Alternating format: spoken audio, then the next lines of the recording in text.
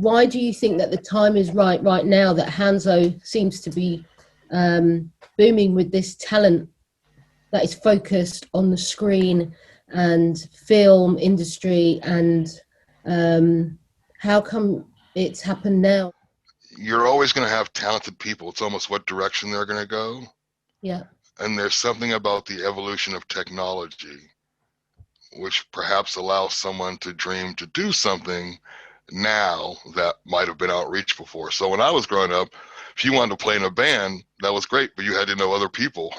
Yeah. And you had to learn some dance steps on top of it, And I'm giving away my age. You also had to probably wear a suit and know how to spin your horn and all kind of stuff. Whereas today, technology, if you want to be a musician, you have a way to express that. You didn't. So I think that's a small part of it, but I think it's also that, in my experience, people take risk when they see other people around them who have had success. Yeah. And when you grow up, I think role models maybe an overused word, but when you see people who look like you or who come from an environment like you, and they achieve success, that allows you to think that you can do it in that sense.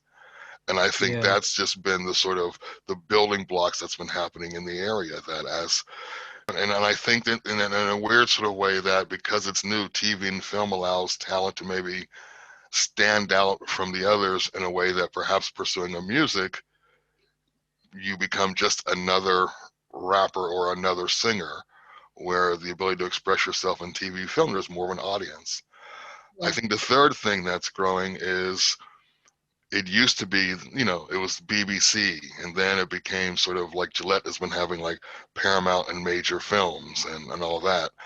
But then in the last couple years, you've had the streaming services. So between Amazon and Netflix and Disney Plus, you've got more people wanting to acquire content. And I think over the longer efforts, as you get more people of color and more people from communities who are in roles of acquiring content, you start to see a more of a diversity of content in that sort of sense.